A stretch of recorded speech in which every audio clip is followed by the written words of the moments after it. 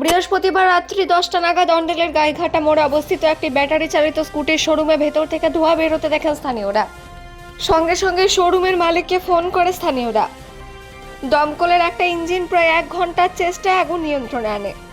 শোরুমের মালিক জানান, স্থানীয়দের থেকে তিনি ফোনে খবর পান তার শোরুমে আগুন লেগেছে। ঘটনাস্থলে এসে দেখেন চরমের অধিকাংশ গাড়ি পুড়ে ছাই হয়ে গেছে। প্রাথমিক অনুমান শর্ট সার্কিট থেকে আগুন লাগতে পারে বলে মনে করা হচ্ছে। দমকল বাহিনীর এক অফিসার জানান, শর্ট সার্কিটের জন্যই আগুন লেগে থাকতে পারে, তবে আগুন নিয়ন্ত্রণে। ক্ষয়ক্ষতির পরিমাণ জানা যায়নি। অন্ডাল থেকে অজিত মেসা, রিপোর্ট নিউজ এক।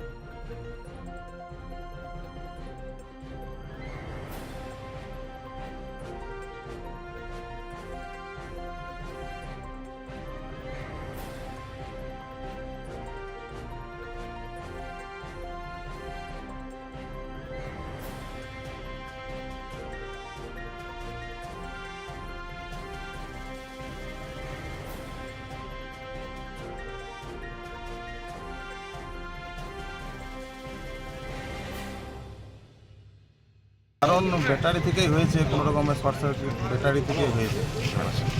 কখন এটা শুনলেন আপনি? আমি শুনলাম ঠিক 9টার সময়। এখান থেকে আমি বেরিয়ে যখন বাড়ি গেলাম তখন আমাকে ফোন করে, এখানকার লোকজনই ফোন করে, ফোন নাম্বার বোর্ডে লেখা ছিল, ফোন নাম্বার থেকে ফোন করে এরপরে ফোন আসতে থাকে। আমি তখন তাড়াতাড়ি অন্তর্ন্ত হয়ে আসি, তারপরে দেখি অগ্নিকাণ্ড হয়ে গেছে। কত গাড়ি আপনার নষ্ট হয়েছে? গাড়ি 3টে পুরো চলে গেছে, ব্যাটারিগুলো সব চলে গেছে। টোটাল 8টা গাড়ি ছিল, তার মধ্যে এখনও জানি না বাকি গাড়িগুলো কেমন আছে। যতক্ষণ না ওয়াশ করবো ততক্ষণ বোঝা যাবে না। আপনার পরিচয়? আমার পরিচয় সুনীল মুখার্জি আমার নাম, ছোড়া গ্রামের বাসিন্দা। বলা সম্ভব নেই, অনুমানিক হচ্ছে যে ওটা মনে হচ্ছে শর্ট সার্কিটে বা ব্যাটারি কিছু একটা চার্জ পাল্টে।